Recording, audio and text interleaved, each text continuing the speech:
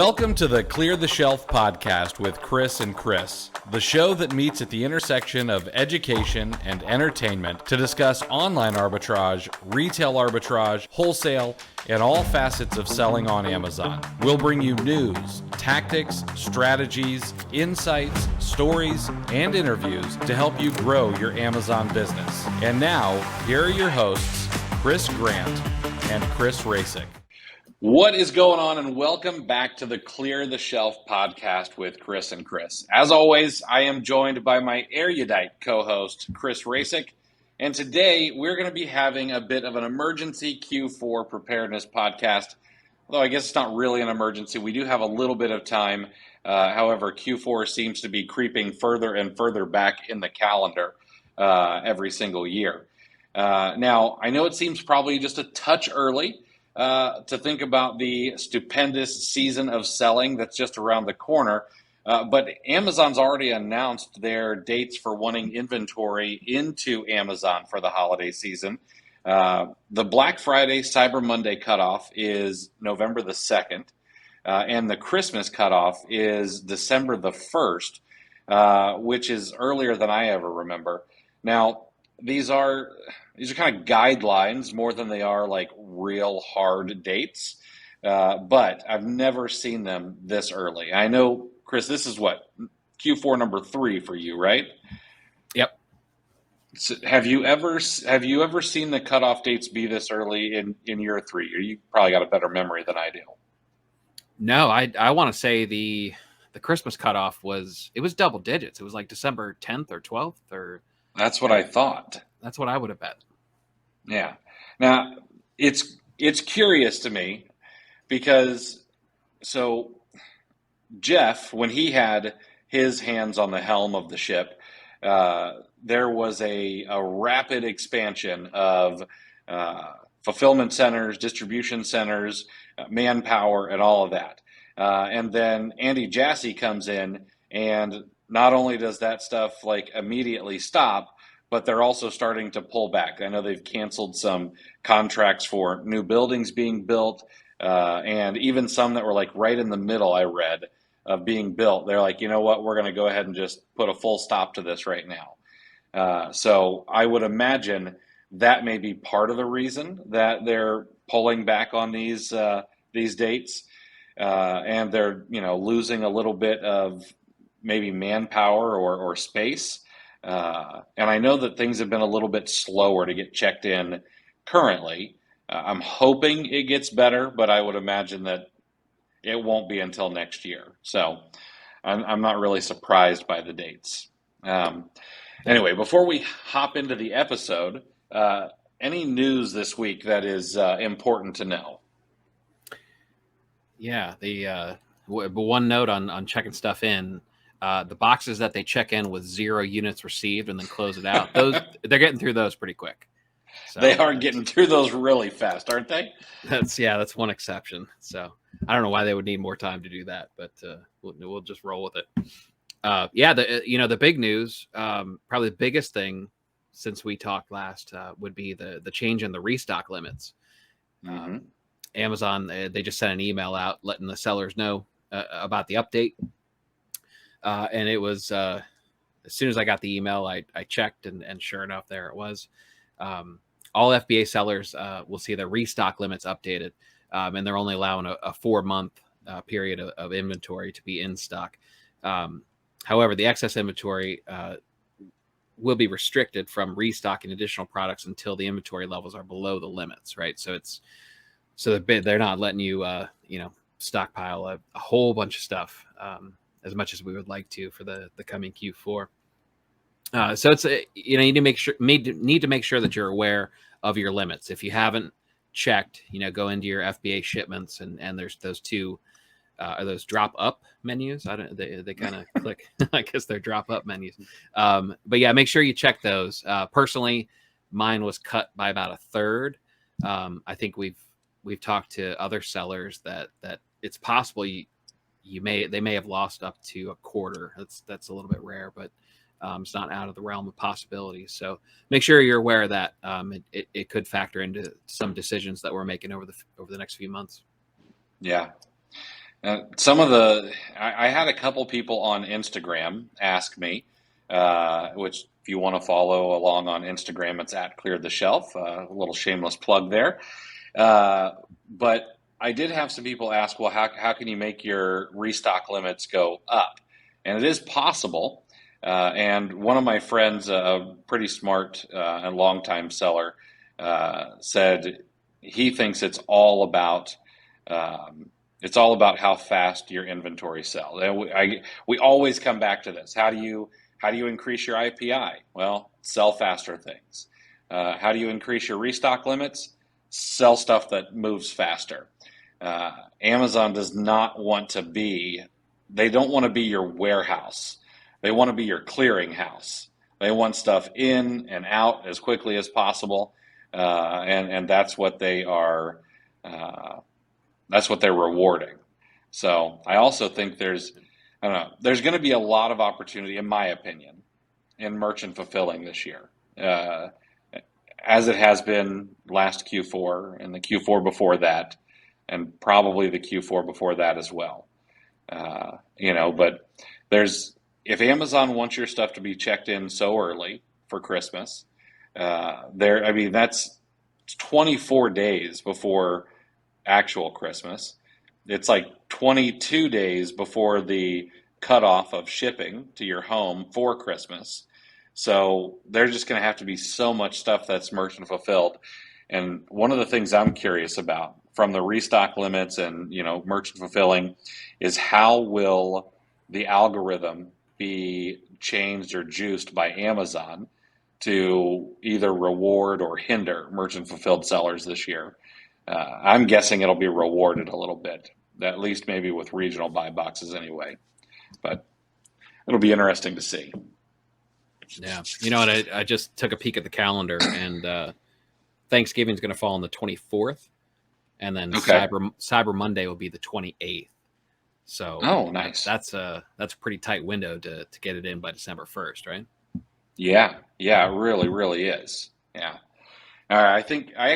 I know a lot of people might be bemoaning, these dates, but I actually think it'll be an opportunity for some folks, for people who want to take advantage of it. There will be a lot of opportunity because big bulky toys aren't the only thing that sell in Q4, and we'll get to that in a minute. So right. Now that we're out of the news section, let's jump into this Just the Tips episode, and we'll talk all about getting prepared for Q4.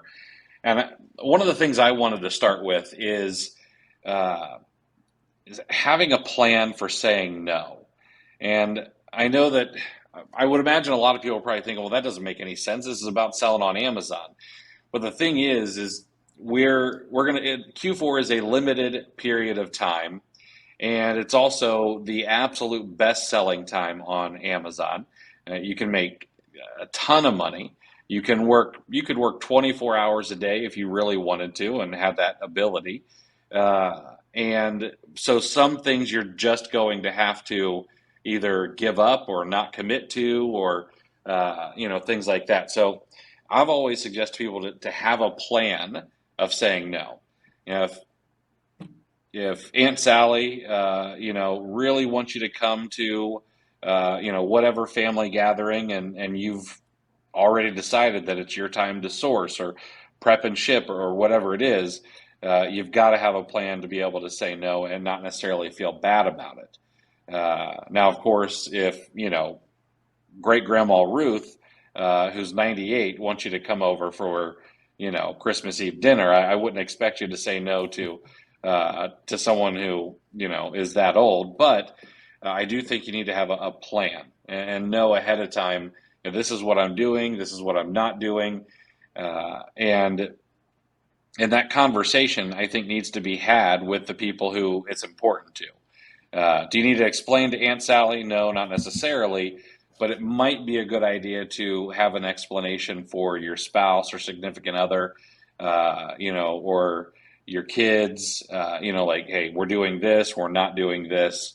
No, we're not taking, the winter ski trip, or we're not going to the beach for Christmas vacation because we've got money to make. Matter of fact, I'll be honest, I eat my own cooking here. It's September 1st. Our Q4 group started today. And this morning, right after I dropped my son off at school, the very first thing that my wife and I did is we sat down together and we went over the calendar for the next 2 months. That way we could say, okay, here's what's on the calendar. Here's what, we need to say no to. I had to say no to free college football tickets this weekend because that's rough, Yeah.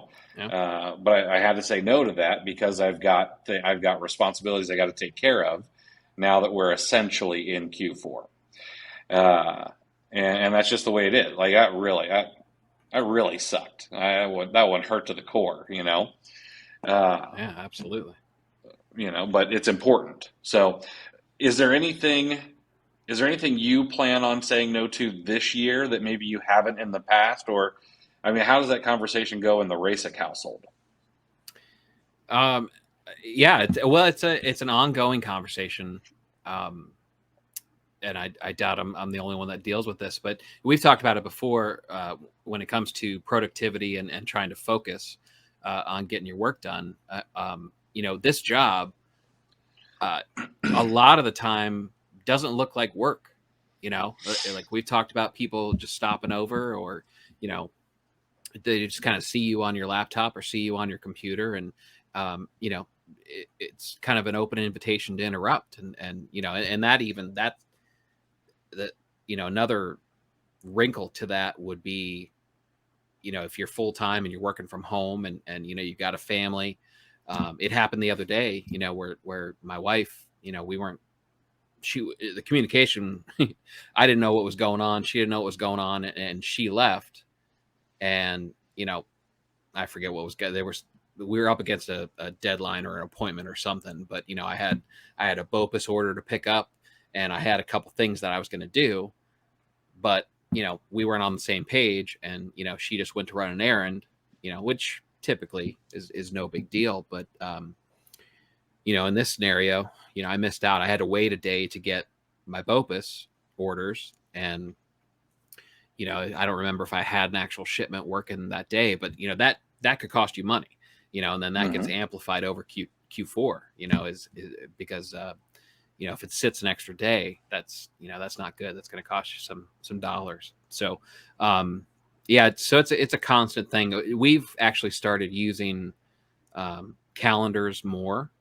There are more things on calendars, and including stuff that we didn't put on calendars before. Typically it was just appointments and whatnot, but I've actually tried to start blocking off periods of time where I'm going to be out of the house, especially with school starting back up. If you have kids, there may be a, school pickup that has to be finagled, in the early afternoon, which that's the case with us. So yeah, it takes some choreographing to get it done. It takes some coordination. So yeah, we're just trying to talk more, and even the stuff that didn't seem necessary before. It's scheduling gym time. It's like she had I missed a gym session. She had to go to work in the afternoon, but she went and got her nails done the other day, and it's like, all right, guess I'll just lift some boxes back and forth. I'll go the long way to my car before I go to UPS, I guess, to get my workout in. So right. I mean, yeah, I'll carry the boxes into UPS and right. Try not to slip a disc at the same time. Yeah. Now, here's one of the other things I kind of want to talk about. And I wish that this was an original idea. Excuse me. But in Q4, I mean, really, this is actually good advice for any time of year, but I would say especially in Q4. But if you're able to outsource anything that costs less than what your hourly rate is, I would suggest that you do it. And of course, some of those easy things. So Now, Chris, you don't have to mow the lawn in the wintertime like I do, but for you, it could be shoveling snow whenever that happens. Well, I guess you get a little bit more lake effect than I got when I lived in Columbus. Yeah. Uh, but uh, when I was in Ohio, I would outsource snow shoveling in the wintertime. I would outsource lawn mowing in the summer. Here in Florida, you have to mow your lawn all year round, essentially, and so that is outsourced, and that's kind of like that's the thing that everyone's like, oh, okay, that makes sense. But what I'm talking about is like, do you have somebody who can do your laundry? I used to know a guy, I know a guy who used to, during Q4, hire this service where you stick all your dirty clothes in a bag, they take it, they wash it, then they deliver it back folded on your front porch. Yeah. And I thought that was it was a great idea. It made a lot of sense for him. Um, I know some guys who, when they were really big into retail arbitrage and they were chasing bolos like literally all across the country, rather than doing laundry, uh, they would buy enough socks and underwear to get them all the way through Q4. Like they had like 90 pairs of socks, 90 pair of underwear, and would just throw them out because they're driving all the way across the country and they figure, well, I could just stop once a week and just clean my other clothes, but my socks and underwear, I'm just gonna have fresh stuff all the time. Uh, Wow. and I wish that was a joke because I thought it was silly when I first heard it, but kind of makes sense now. But well, what are some other things? And it's gotten a lot easier to outsource too. Like we don't have to go to the grocery store anymore. Yep. You can just what you can Uber Eats, of course, but Publix delivers our groceries if we want to. Uh, it's something that I take advantage of. Walmart delivers your groceries. Winn-Dixie, everybody down here does. But what other things can you outsource? What can you get off your plate, household wise or even business wise? And if it costs less per hour to outsource it than you value your time at, you probably should do it. And it's hard to do. Like I still have real trouble with it. I know that I could probably pay somebody $15 an hour to like answer emails for me, uh, but I don't do it, even though I really, really should. Uh, so I don't know. I guess if you don't already do it, what are some things like that you'd love to give off to someone else? I think I'd love to like housekeeping. They like cleaning the house. Not a huge fan of that, no matter what quarter it is. Um, Yep. Maybe I've that's got a question on housekeeping for you though. well, I'm Is not an expert, but I'll try to. is your wife like mine where you've got to clean before people to come clean your house? Uh, Oh yeah. okay. Oh, Yeah. absolutely. I Yeah. think that's like a universal trait of wives. Yeah. Yeah. No, I think I'm kind of like that too. Like I don't want you to know how like truly how much of a slob I am. I gotta gotta pretend a little bit. So, but yeah, no, that's I'd love to do that. Q4 being the justification, I might pull the trigger on that. There's no shortage of you talked about Uber Eats and stuff like that, but I mean, people who are trying to stay healthy and um, there's plenty of information on food prep. Um, Hmm. Tons of recipes. I mean, I don't even look for it, and it's in my feed on all my social media. Just and stuff looks good too. But you could do up a week's worth of meals and just stick them in the freezer, and just pop those in. Just warm them up real quick, which um, that's helpful. Because Hmm. not only the food prep, not only is it healthier, but it's going to get you eating faster. Because you're taking away you've already done the cooking part of it, so it's, especially if there's something that you're working on, something that you really need to dedicate as much time as possible to, say there's a bolo or you need to organize a trip to the store. Not only do you have a meal, but you certainly don't want to take a half hour, 45 minutes to prepare it and cook it. So don't underestimate something like that too. People in big cities, even dog walkers and whatnot. It's that's something that may help you out. It's especially I'm working from home. All of a sudden my dogs think they need to go out on the hour, every hour, just because I'm sitting here. Apparently, when I worked in the office, they would go 5 hours. I'd stop home on my lunch break because we got, the one's a part Chihuahua, so apparently his bladder is the size of a quarter or something. So I would have to stop home and let him out at lunch. But those jerks would go 5 hours. Like it's possible. They've done it. But now that I'm working from home, hey, they it's like the chime goes off on a grandfather clock, and they're like, hey, let's go, Dad. So, but that's a possibility. Yeah, I like those. And I'm sure there's a ton that we're forgetting or not gonna hit. But yeah, if you can outsource anything, absolutely do it. And then hopefully, make enough for Q4 to be able to continue that into the new year. Because it's just, I don't know.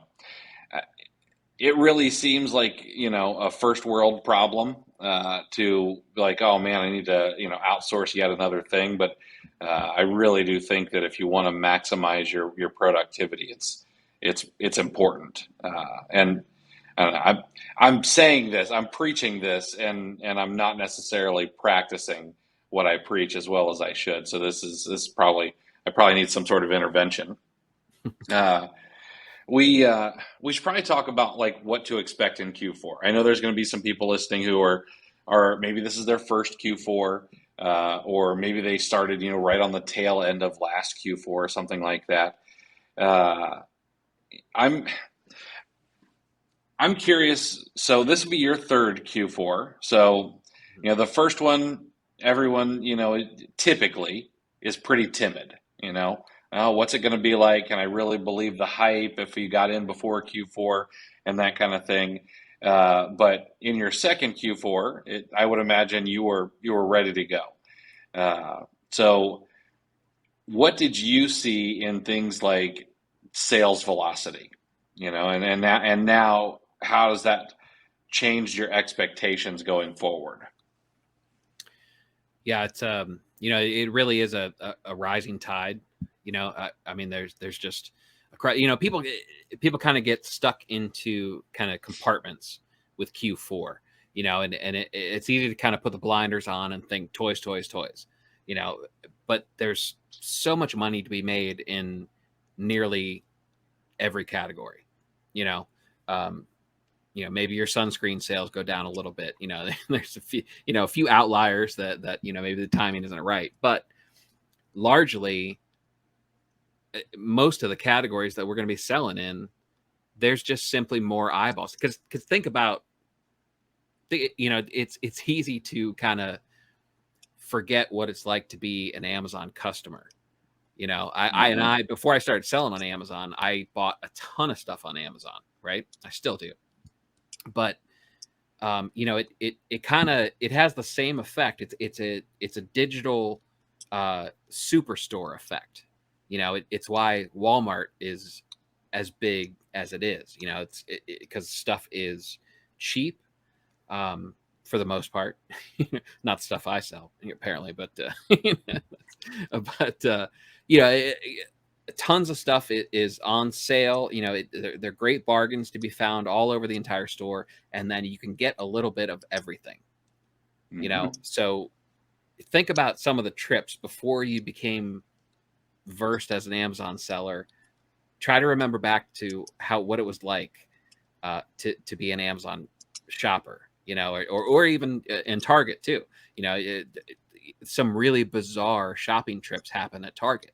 It's like I need laundry detergent, and you come home with a video game, a new mop, a hoodie, and you're just all over the place, right? Because they have so much stuff. So that's kind of the reasoning behind more than just toys, more than whatever you've kind of pigeonholed yourself into thinking Q4 is. Think about some of the shopping carts that you had, and then realize that people are going to jump on there, and sure, they're looking for a stocking stuffer, but they're going to remember that, oh, hey, I need to stock up on this, and Mm-hmm. I need 90 pairs of socks for my road trip, and and there's all sorts of stuff. So Yeah. so it's kind of like, if you take a wider view of it, and don't focus too much energy on any one particular thing. I mean, focus it where it needs to be, but in general, kind of keep your eyes peeled, keep a wide range. Yeah, I agree.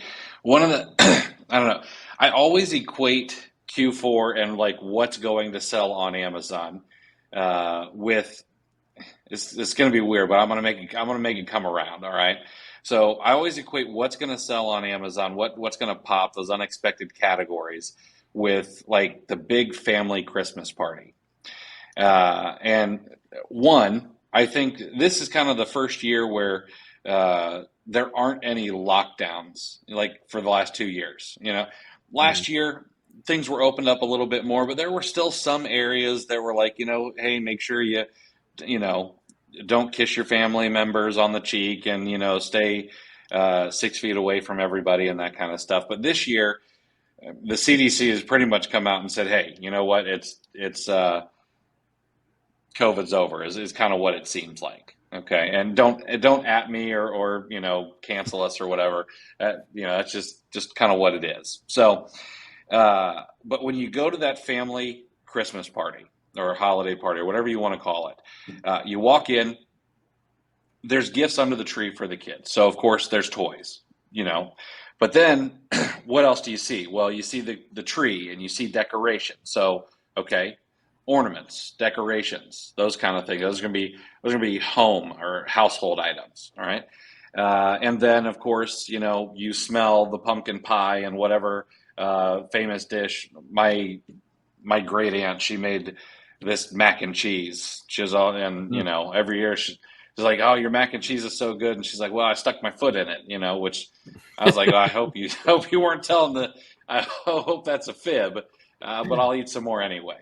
So you've got grocery items that are going to pop. And then because there's, the 52 aunts and uncles that are there, they're not going to bring, they're not going to bring their best Pyrex. They're probably going to bring it in those aluminum, cooking pans. And so you've got that kind of stuff, and you're going to have paper plates and paper cups, and but then you've got other people who are a little bit more fancy, and you've got to have the silverware and the china and the dishes, and the table decorations and the centerpieces. So that kind of stuff is gonna go up. And then of course, on your way out of the party, what are you going to see? Well, you're going to see the decorations outside. And great Aunt Sally, who's had a couple too many glasses of wine, comes over and gives you that sloppy kiss on the cheek before you get in the car and get away from her as fast as you can. And she hands you a Tupperware of cookies. So you've got the baking supplies and you've got the Tupperware, and everyone, of course, who was at the party is dressed really well. So they've bought clothes on Amazon. Except for Uncle Bill, he always comes dressed like a slob, but that's just the way some family members are, and so there's so many things that absolutely pop in Q4 that we don't think about, and so I would suggest that you do try to think outside the box. One of the things I always do fairly well with is like I typically sell some higher priced beauty items. But I noticed that they, of course, sell a little bit better in Q4.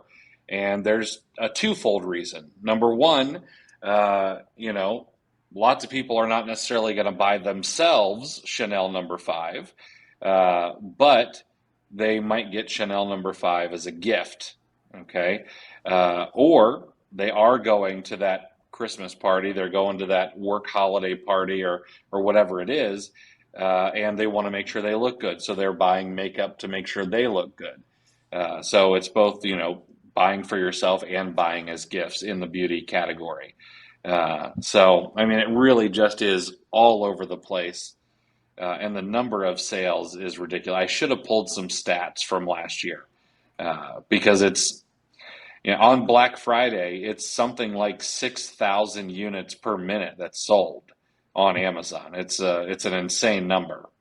Hey guys, wanted to take a quick second and thank you for listening to the Clear the Shelf podcast. My magnanimous co-host Chris Rasick has put together a gift for you for being a listener. It's called the Monthly Goal Tracking Spreadsheet, and it's free. The spreadsheet will help you break down and track how much you've purchased, which should be a leading indicator of how much you will sell, and then you'll be able to track how much you've sold as well as your estimated monthly profit on a daily basis. This will all feed into the daily averages so you can ensure that you're on track to meet your goals each and every month. Grab it for free today over at cleartheshelf.com/goal-tracking. Thanks again for being a listener. Now back to the show.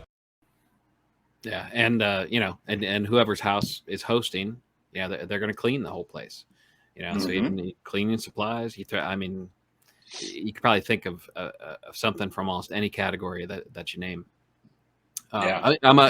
I'm a little bit worried about your holiday parties, though. I mean, Uncle Bob's a slob. You got an aunt sticking her foot in the mac and cheese. I'm a little concerned for you, Chris.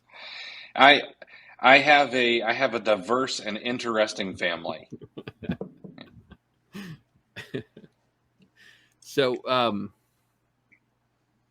right. So we talked about the different categories and stuff, but the sales velocity, and we'll get into this a little bit more, but even like surprise bolos, and the ones that you can't predict. There's certain ones that aren't predictable, but there's always going to be a handful of stuff that comes out of nowhere, and or is potentially, especially like limited edition stuff, specifically for the holiday.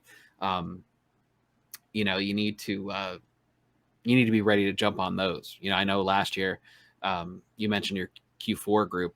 I had the thing paid for just based on one bolo that I think was given out in early or mid October, and it was a finite supply, limited edition, always sells out. So, tanking wasn't an issue. It wasn't even anything to consider.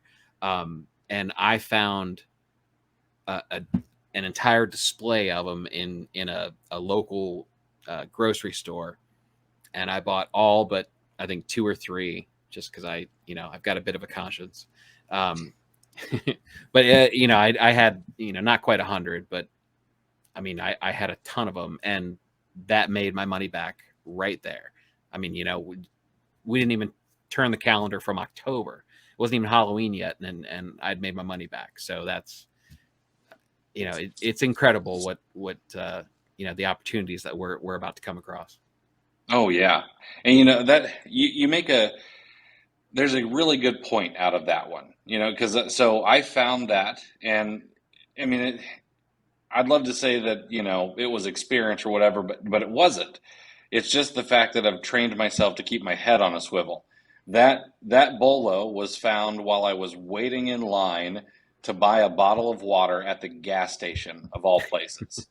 And while I'm standing there, rather than scrolling Facebook or whatever, I was looking around. I happen to see something, and I look it up on Amazon, and sure enough, we walk out with not only that particular bolo, but the bottle of water as well.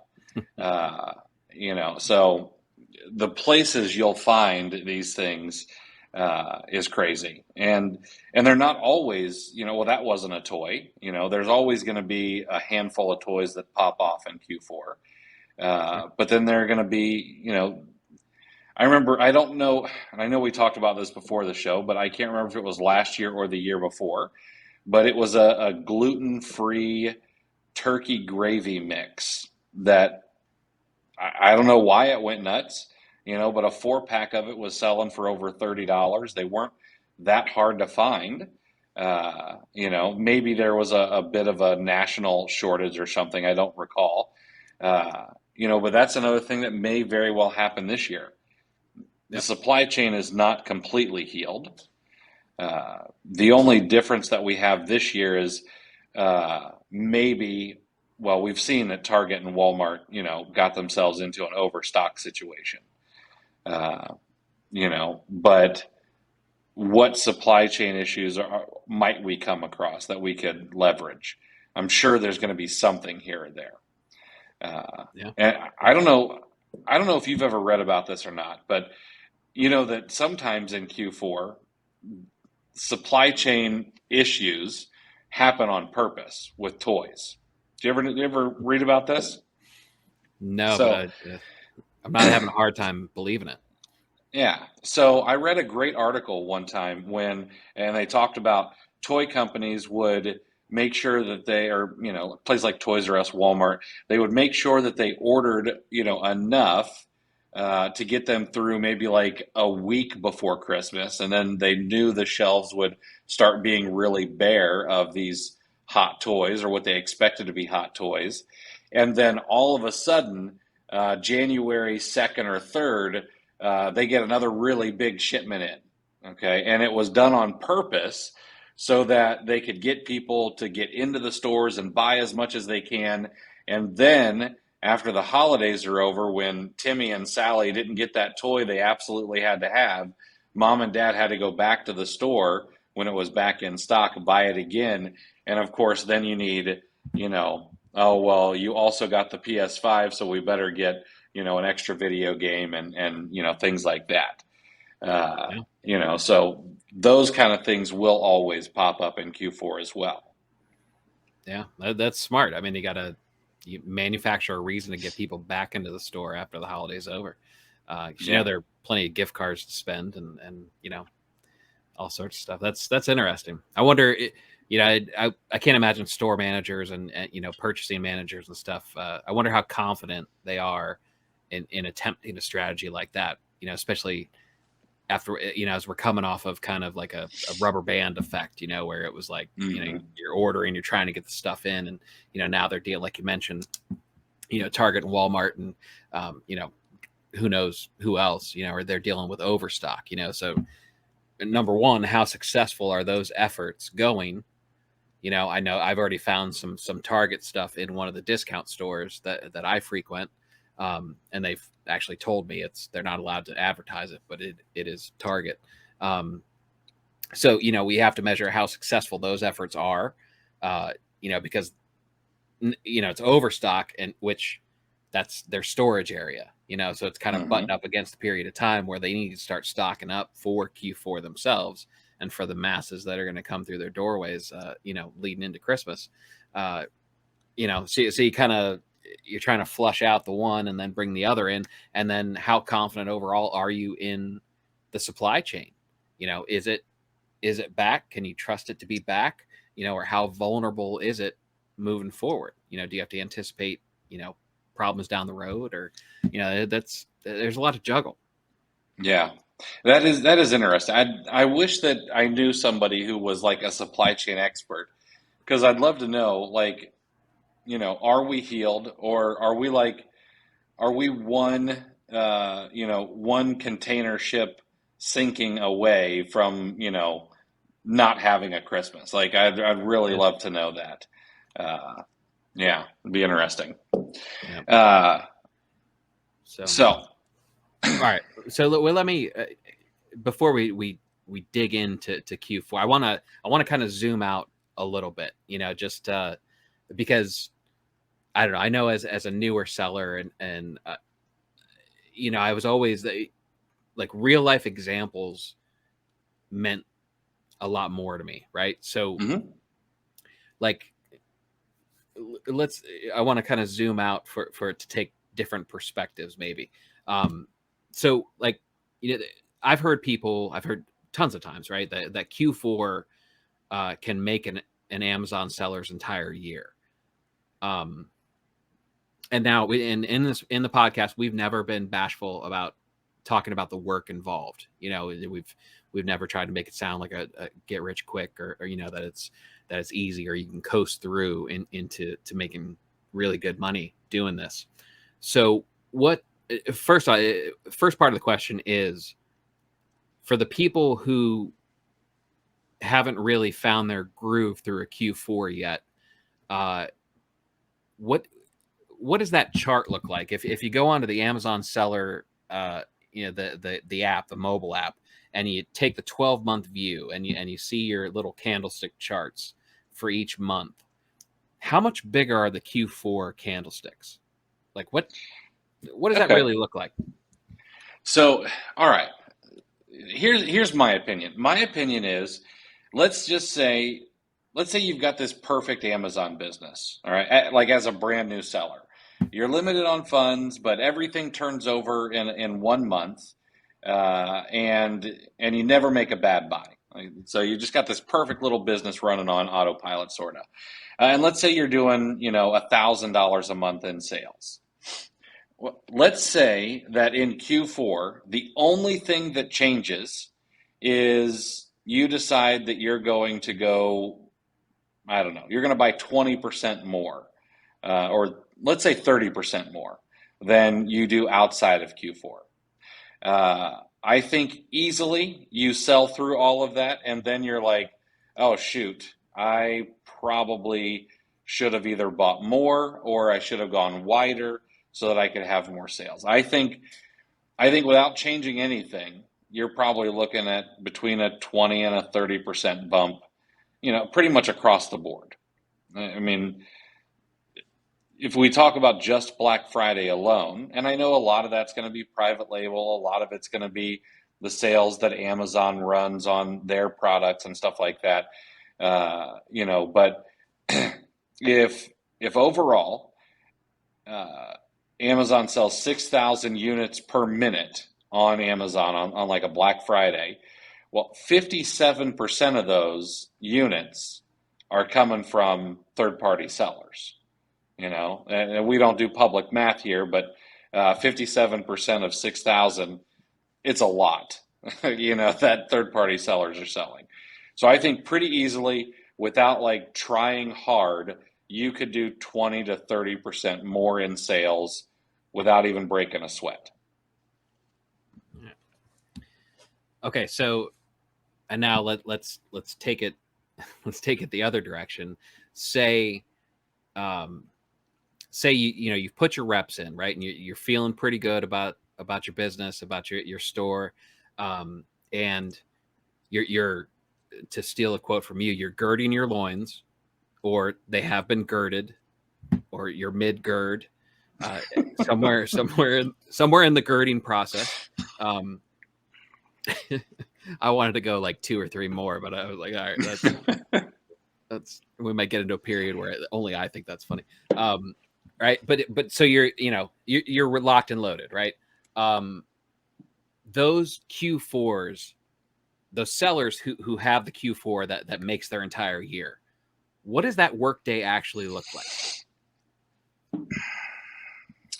Well, I think for the people who are like super experienced, I think that number one, the planning started in July. Back to school planning started in, April or May, and Q4 planning started in July. So they have a plan for capital, they have a plan for wholesale orders if they're doing wholesale, or they have kind of an attack plan for what they're going to be doing, OA or RA or anything like that. And let's talk about, like, I guess one of the unicorns of selling on Amazon, specifically Q4 selling. Like back in the day, there was Toyberg. They were really, really big. They're still around, but there were times when those sellers had literal teams. I mean, 10, 20, 30 people go out renting U-Haul trucks and driving around the country doing retail arbitrage in Q4. And so those people, they had massive amounts of capital. Sometimes they would buy all year long and hold until Q4 and only sell in Q4. And so the workday is nuts for some people. For some people, it's, I sleep 6 hours a night and the rest of the time is either buying or packing and shipping, and there is nothing else in Q4 except for just the grind. I don't know if that's necessarily the healthiest, but those people's pocketbooks are pretty healthy at the end of the year, you know. Interesting. Okay, so all right, so that's the work day, and that's kind of the range of expectations, kind of dealing with it. Let's talk about strategies as a whole, right? Mm-hmm. So like you mentioned, your Q4 group launched today at a welcome webinar. I'm a part of that group. There's a couple other ones, I'm sure there are several around, and some people have to justify up to paying upwards of $2,000 for some of these things, right? So Mm-hmm. what strategy? Chris Grant's isn't $2,000. I'm not talking about his. Just make that put that on the record. But okay, so either way, whatever your investment was, right? You put a chunk of change in there, and you've joined this think tank essentially.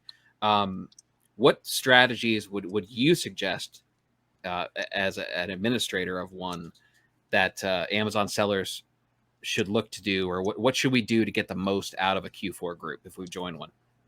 Yeah, I think that's a good question. 'Cause I'm biased because I run a Q4 group or co-admin a Q4 group, but I've also been a part of them just as sellers, as a seller in the past. And so, I think one of the most important things is you need to be present, which that can be difficult managing your attention and also work and family and all the other things that go on. But you do have to make an effort to be present and take advantage of the education that might be there or whatever leads might be there.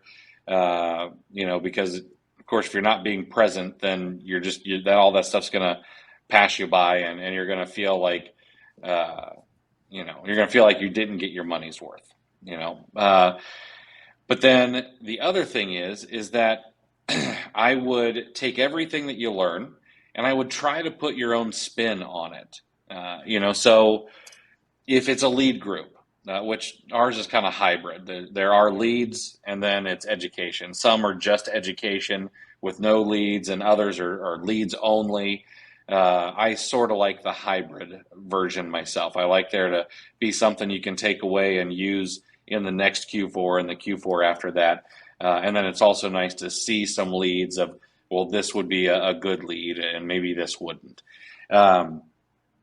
But so I think it's important that lead providers, especially in Q4 groups and stuff like that, they make people realize that they're not there just to fish for them, all right, but also to kind of teach them how to fish, and realize that you need to take some time to take your leads and then turn that into 2 or 4 or 5 or 10 or how many ever you can by going down rabbit trails and things like that. So I guess maybe what I'm trying to say is don't expect to just be spoon-fed everything, but realize that it still takes some real work, even if you're in a Q4 group. And then the other thing is make sure you get the most out of it. So if there are Q&A sessions, if there is a way to ask questions, like don't be shy about it, for a couple of reasons. Number one, you paid good money to be there, so you deserve to get your answer. But number two, you'd be surprised how often someone has the exact same question and they don't want to look silly or feel foolish, and so they don't ask the question. Now, what did I I posted something the other day. I can't remember exactly what it said, uh, but the willingness to ask questions, even when it might make you feel silly or foolish, I think is an underrated trait. You know, just as much as, you know, you could just say, hey, could you explain that a little bit more? Could you expand upon it if you don't understand? Or can you explain it to me like I'm five? That's one of my favorite questions to ask. I asked another Amazon seller this in a private chat just the other day. They explained something. I didn't quite get it, and so I said, "Hey, I said, would you explain this to me like I'm five?" And like I could feel silly about that, you know, asking someone who is a peer to explain something to me like I'm a child, or I could realize that, well, what I'm going to learn is probably more important than feeling foolish for a couple of minutes. So that's one of the big things. The other strategies to get the most out of Q4 groups, other than that, I think that's really about it. You know, put as much into it as you can, because you're going to get out of it what you put into it. That's probably the other thing, and it seems a little cliche, but it really is true. Yeah, I think that's the best way to do it. Nice. Yeah, I like it's a really good point about asking the question. You know, it's that we should stress that part. You know, you paid money. You know, you have skin in the game. You have every right to be there, and you have every right to ask your question. You know, you have every right to understand the concept that the group that you paid to be in is trying to explain to you. You know, that's a key point there, I think, for sure. Yeah, and I guess, you know, so I've seen some people who maybe get tired of answering the same question over and over again.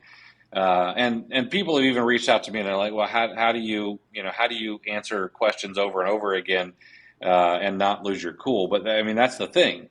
Like, that's our job I mean, that's my job as kind of a veteran Amazon seller, is to answer the questions until everyone understands it. So, you know, I would never feel bad about it. Always be curious. Always ask the question. I get tired watching you answer questions over and over. I don't know. Okay, but I will make one counterpoint, the one devil's advocate. People, if you're in a group, please use the search function. Please try to answer the question, especially if you think it's basic. Just be curious. Just take a gander, just in case it's been asked before, and there might be an answer out there. That's as a group member of multiple groups and a quiet observer, that would be my advice. All right, so flip it to the other side of the coin. What if there are sellers out there that didn't pull the trigger on a Q4 group for whatever reason? What strategies can they use to make the most of Q4, and you know, specifically, like how do they keep their finger on the pulse of where they should be and what's hot, what's not, and what direction they should go in Q4? Yeah. So one of the cool things about where we are in history is just how much knowledge there is out there. Free knowledge, you know. So one, I would get into as many of the free Facebook groups as you can. And you can, cool thing there is you can ask questions. The other cool thing is that if you do a search, like Chris said, there's going to be posts from previous Q4s that are going to be absolute gold nuggets. And that's actually one of the things about like Facebook groups and stuff like that. That's probably the most underutilized, is going back through historical posts. Because, and the reason I say that is that a lot of times people do talk strategy and not just tactics. And the strategies are typically more timeless than just tactics. So grabbing those is important. But then the other thing is that, you can hop on Instagram, you can hop on OA Twitter, there's OA Twitter, there's RA Twitter, there's Amazon FBA Twitter, whatever they want to call it. But you can go to all of those places, and there is some bad information. So, and it's hard to be able to steer clear of that all the time, especially as a newer seller. But there's also a ton of really, really solid and good information out there on those platforms that you can take advantage of for free. And so I would try to consume as much as you can. But don't get stuck in that loop of only consuming. And that's where I think a lot of people make a mistake. Is it's very easy to consume for a week and then a month, and then all of a sudden it's 6 months, and I'm still consuming and I've done nothing with the information I've taken in. Although you could probably make some like beginner course on Amazon with the information, you haven't done anything with it. So that's one of the biggest things, is you've got to act on that. But then the other cool thing is, like, don't be afraid to ask questions on those more public platforms. Something that I've started doing on Instagram in my stories is every maybe other day or every couple of days, I'm just like, hey, you got an Amazon question? Hit me with it. And I take the time before I go to bed and I answer like every single one of them. And there are other people that do the exact same thing. And so take advantage of that. If someone says, hey, hit me with a question, do it. Don't be afraid. And then kind of one of the other things you can do about like keeping tabs on hot items. I mean, in today's day and age, there's no reason why you shouldn't know what's gone viral and what's not. There are like 25 TikTok channels that tell you exactly what's selling like crazy on Amazon, and you can go and do a quick Google search and find those products. There's Instagram accounts that like keep track of new snacks and sweets that are coming out, and oftentimes, those new limited edition items will do really well, and you can follow those. Now there was someone who told me that they had actually they'd followed certain Instagram pages or things like that, and then there's software out there that would send them like an email summary of the posts, so they didn't have to even open up Instagram, and so they would do that kind of thing. I mean, there's Instagram and TikTok accounts all about toys that are coming out and what's hot and what's not. And you want to know what a really great place is too, is mom Facebook groups. Right. You want to know what toy every kid wants in the country? You go to a Facebook group for moms, and you're going to be like, hey, where can I get this oopsie poopsie or whatever it is, the hot toy this year? And you can take that information and you can leverage the information into profit on Amazon. Yeah. All those names that you hear that make no sense to you, like who's Gabby? Like like all the go join a mom's group and you'll get an education. Just don't expect too many answers from MySpace. Everything I ask on MySpace, it's crickets. So just avoid that. Dog pile's really gone down the hill too. It's unfortunate.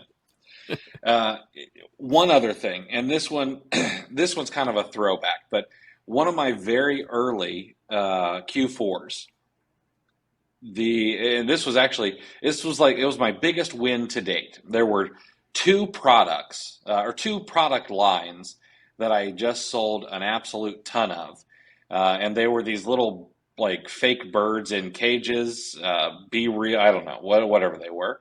And then also Paw Patrol toys, toy cars and stuff.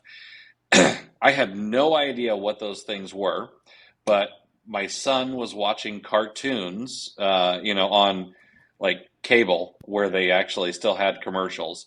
And I saw commercials for these toys. and then went out and did searches for them. Now, I know commercials are farther and fewer between these days, but if your kid's watching anything on the Disney Channel, or they're watching videos on YouTube, or whatever it is, like, don't let them skip past the commercials. Take a second, watch them, see what's really being advertised, and then go out and see if you can sell that profitably. Yeah. It's just listening to your kids. I mean, there's no shortage of, ooh, I want that. When we listen to and when we end up watching live TV. So yeah, that's valuable information there. And and not to harp on search functions, but the ability to search on social media is pretty robust if you haven't looked into it. I know on Instagram you can follow hashtags. On Twitter, if you find people, you can search individual profiles for mentions of different topics. There's you can drill down. You could really get some specific queries if you know how to do it. So make sure you're maybe brush up on that. You might be surprised at how much information you can actually collect. Oh yeah, absolutely. All right. So let's talk a little bit about one of the other things that's always a hot topic, especially in Q4. Let's talk a little bit about ungating. So I want to know from you, what if you were going to go like on a tear of getting ungated? What are there any particular brands or categories that you would want to get ungated in specifically for Q4? Yeah, specifically for Q4. You know what? Probably my favorite ungating as far as brand goes has been Lego. Oh, nice. That's because and maybe I should qualify the statement. I think ungating is kind of the opinion on ungating. People think there's a little bit more magic than there is in reality.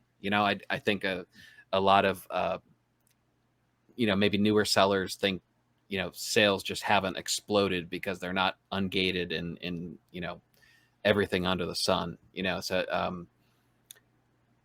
So I think there's a bit of a misconception, but as far as like ungates that I certainly haven't regretted, Lego is definitely one of them. Marvel, you think about the properties. Marvel always has something going on. Between movies and the shows coming out on Disney Plus. Disney would be another one. They're constantly putting out films that just forever endlessly popular, and there'll be something new. So that's going to pay for itself easily. Maybe some categories, like we're talking, if you haven't ungated grocery yet, don't sleep on grocery. That's been a great category for me ever since I started. I got that out of the way pretty early. I think it's important to make sure, pay attention to kind of like sub gates. Like I mentioned Disney and Marvel, and there's a couple weird things with those, because Disney, I'm ungated in Disney, but Disney princesses is a separate thing. They have to get ungated. Frozen is something separate. Frozen and Frozen 2, I think those are two separate gated subcategories. We talked about Marvel. I got ungated in Marvel, found a Spider-Man action figure and bought everything I could find in that end cap. And I got home and I went to list it, and I found out that I was gated in Avengers. So Avengers is actually a subcategory. So make sure you pay attention to that. But the tentpole companies and the franchises, you really can't go wrong. I know I've consistently sold Harry Potter stuff. I mean, that will not cease to be popular, apparently. And that's actually that was chaos in my house last night. HBO Max took off the Harry Potter movies, and so at midnight, a movie was playing in my household, and it just shut off. And Oh, wow. yeah, you would have thought Christmas was canceled or something. I mean, it was. Women there were clutching their pearls and Yeah, I think my wife was the one who's more disappointed than any. She was the only one still awake. She's like, "What the hell?" So yeah, but yeah. those would be I think kind of just a general view of the popularity and just kind of think of those think of the companies that are putting the stuff out, and those are probably going to be worthwhile ungates. Mm-hmm. Yeah. And one of the, one of the really smart things to do, in my opinion, is like right now would be to go to IMDb, Internet Movie Database, which, surprise, surprise, owned by Amazon, and actually go out and look and see what things are coming out.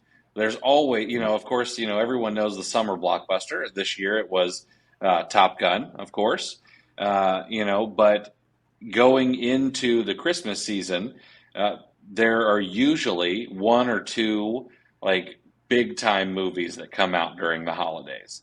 Yep. Maybe one of them is, a Christmassy type movie. I know Tim Allen's Santa Claus was, one of the blockbusters years and years and years ago. But then there's always like something else. I know that lots of times Avengers has released something, during the holidays, and when those kinds of movies come out, well, there's typically new products to follow them.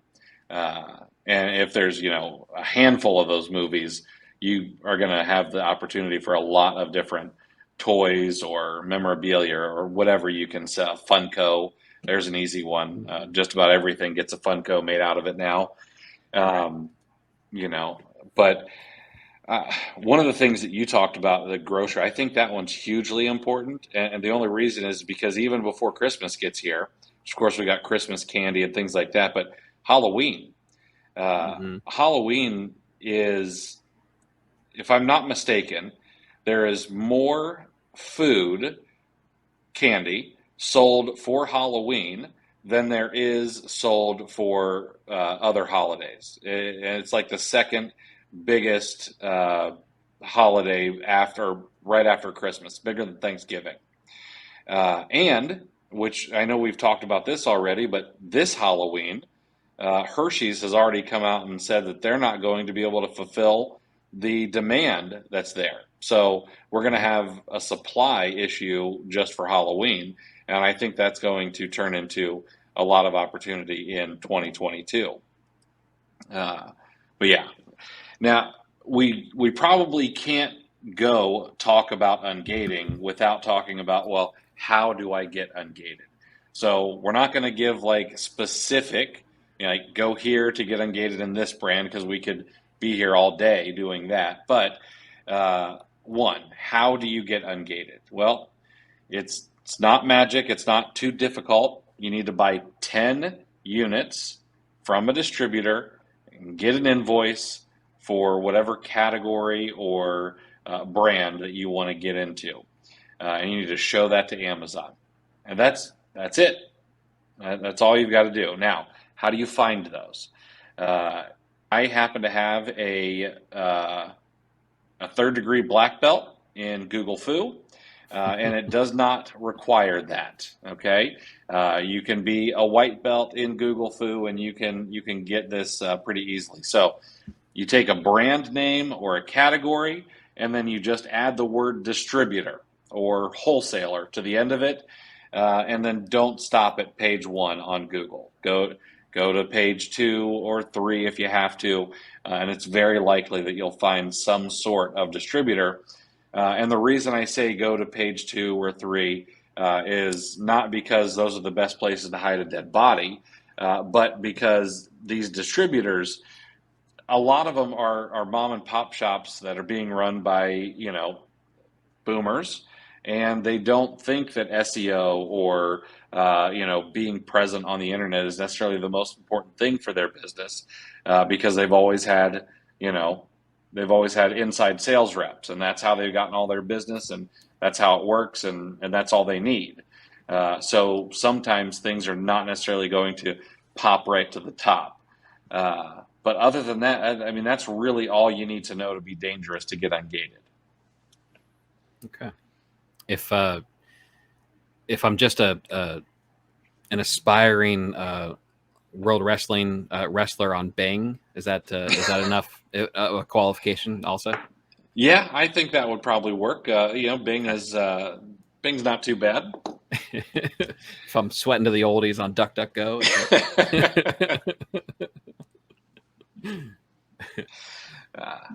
All right. Actually, we got two more things I kind of want to cover here. So let's quickly talk about like a supply list, because now, this is going to be released, early September. Now's the time to kind of have things either ready or to really start ordering supplies that you might need. So let's talk a little bit about supply lists. I know that, one, if you plan on doing any merchant fulfilled stuff, you probably want to have a fair amount of boxes. And I know, well, here's what I order. I typically order the USPS polybag mailers, the priority polybag mailers. I like to have a lot of those on hand. And then I like the small and the medium flat rate boxes. And then I know some people really like the regional boxes. I've never really used them very much, but I know lots of people like to have those regional boxes. The reason that I like the flat rate mailers is because you can put like 70 pounds in them and ship them off. So, if you're selling bricks or, dumbbells, like we talked with Joseph last week, he was selling, weights and stuff, you could fit them in there. And they're pretty fast. The other thing that I personally like to keep on hand is I keep I think I have one. I do. So for those of you on YouTube, you're going to see like a massive poly mailer, but I like to keep these really big poly mailers on hand because you can fit a lot of different things in them. And I just fold them up and, whatever size I need, they're not really that expensive. So I like to keep a lot of those on hand, and then whatever size boxes that you might need, so think about what you're going to sell, and then keep those on hand. Then, of course, your regular shipping boxes, you're going to want to make sure you get extra amount of those, or you have a source that's not going to be backlogged with other orders for your boxes. So I'm a Home Depot guy typically. Where do you normally get your boxes? I'm a U-Haul guy. You're a U-Haul guy. Okay, so like those two places, I'm not really worried about them running out of boxes, if I need them. I'm also fortunate enough that there's a box manufacturer that has a retail store like literally down the street from me. And they always have things in stock, but not every metropolitan area is going to have something like that. Of course, you're going to need tape. And tape is fairly cheap, so you might as well just order an extra couple of cases of tape. Never hurts to over tape something. Always bad when you under tape a box. Extra labels, both shipping labels, because if you're going to do any merchant fulfilled, you're going to need shipping labels for that. You're going to need shipping labels for inbound boxes, and the number of inbound boxes should be higher.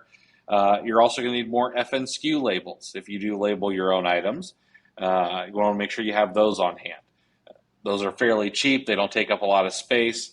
You can pretty safely store them in a garage or something like that without worrying about them, being ruined.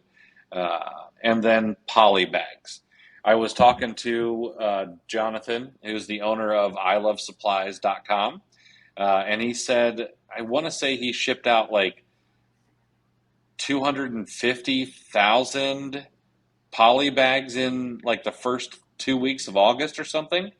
So people are obviously buying a ton of poly bags right now. So like that's something you want to get on. Okay.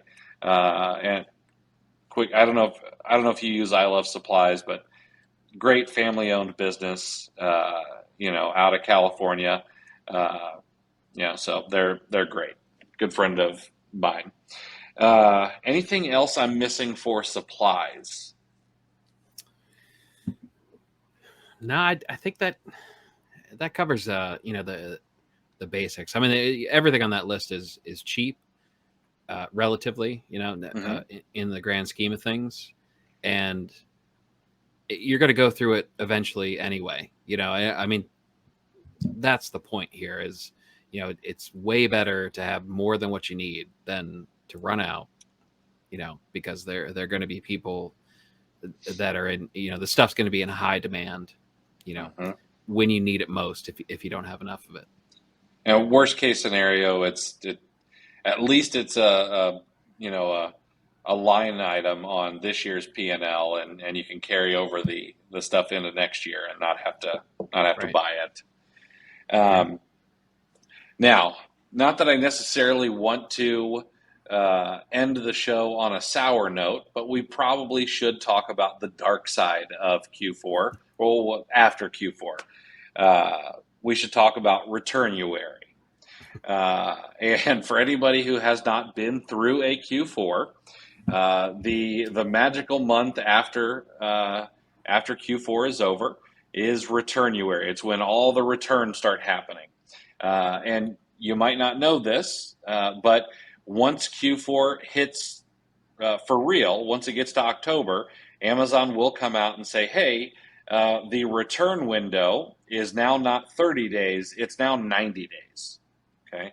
So if a mom or a dad orders a toy on November the 1st, because they, like to get things done early, they have until February 1st to be able to return that item, either to Amazon or to you if it was merchant fulfilled. And your return policy has to match or be better than Amazon's return policy. All right, so you don't have a choice in this matter. You now have a 90-day return window for the items that you sell. And because the number of sales go up, well, of course, the number of returns go up. And there might be things like, I don't know, say used Halloween decorations, used Christmas decorations. Just be prepared for that. Know that it's going to happen. It's part of being a retailer now. We have to accept things back that aren't necessarily fair or things like that. It's going to feel like a slap in the face, but it's not personal. It is just business. And make sure that you are figuring that into your margins. Now, are we talking like some ungodly 15% return rate? No. If you have a regular 2 or 3% return rate, maybe it goes to 6%. But I don't think you're going to see anything like a 15 or 20% return rate on things. Maybe unless you're really heavy in the shoes and clothing category, and your grandma doesn't remember that you're now 18 and you don't wear a size small anymore. All right. But yeah, make sure that you're aware of what's going to happen. Make sure you have a plan in place. So some things that are going to get returned to you that are items that maybe are switcheroos, and you're going to want to work on getting those reimbursed. Maybe there are items that are returned and Amazon says they're damaged, but they actually aren't, which is like 80% of the stuff I get back, Amazon says is damaged, and then it can sell just fine. So have a plan for being able to process that and send it back in if necessary. But just be ready for it. Realize even though we complain about it or joke about it, it's definitely not going to be the end of the world, and maybe save over a little bit of your profits from, October through December to carry you through when those returns do tick up just a little bit, and you've got a little bit of extra runway for your business. So any other tips for Returnuary that I may have missed? Deep breaths. Have some sort of plan when you get a Halloween costume mid-January back. That's make sure no veins are going to pop or anything like that. That's That's my biggest advice. Yeah, that I don't know. I don't know who has the guts to do that. I don't know. I couldn't do that to somebody. I couldn't do it even if it's just the faceless Amazon overlords. I couldn't like let my kid wear a Halloween costume, throw up candy all down the front of it, and then Right. return it to to them. But there will But be a TikTok channel. Hey, follow me to find out how to get a free Halloween costume from Amazon. right? Yeah, that's just crazy to me. But even though we did kind of end this on a sour note, there is more good than bad. Sometimes it doesn't feel like that, but it is going to be a net positive. There is going to be opportunity everywhere, and especially when you go out and look for it. So now, saying all of that, Chris, before we end the show, what is the quote of the week this week? Yeah, I found a good one for the topic. Let's try this one. It's not about having the right opportunities. It's about handling the opportunities right. That's from Mark Hunter. Mark Hunter. I like that one. And I don't know. That one kind of means a lot to me because there are so many opportunities that we can take advantage of. And I don't know. I know that I've been guilty of this, kind of like, oh well, this isn't the right opportunity. Although had I actually taken it, I probably could have turned it into something really, really good. And that's on me, unfortunately.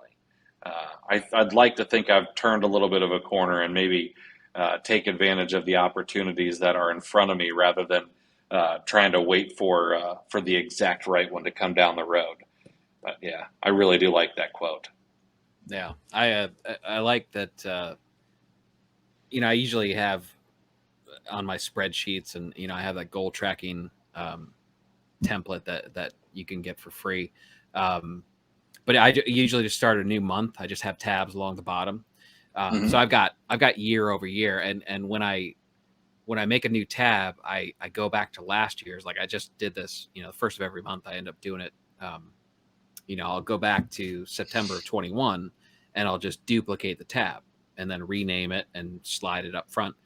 But it's always a good opportunity to look at what I was doing 12 months ago, exactly a year ago, because especially that goal tracking, because I have what I wanted to sell at the top, and then I've tracked my sales and tracked my purchases in those two columns, and I see what I actually, roughly what I did sell and then what I bought, and then, to compare it, so like talking about, handling the opportunities right, that's a good kind of freeze frame.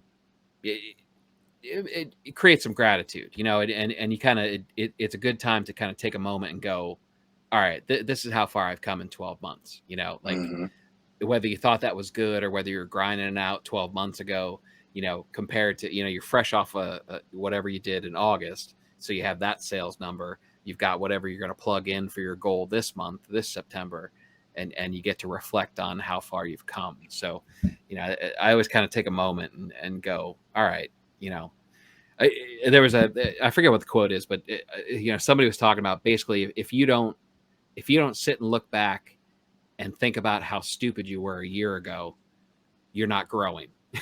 You're not doing it right. So, but this, you could do that in a positive connotation too, not necessarily calling yourself stupid, but it's, it's good to take a moment and kind of go, man, that's where I was a year ago. And here I am now. Yeah, I like that. And for those of you who may not know, that goal tracking spreadsheet, it's right down below this video or this podcast in the show notes. And you can download a absolutely free copy for yourself and go through it. All right. That was a good episode. I hope that you guys have an absolutely awesome Q4. If you could do us a huge favor, please rate and review the podcast. Leave us a question or a comment down below. If you're watching on YouTube, smash that like button. It helps us out a ton. Or take a screenshot and share this in your favorite FBA group or on social media. Tag us. We'd love to see that and say hi anywhere and share this with your friends. All right. Thanks. That's the episode, guys. Thanks for listening. We'll talk to you next week. See you.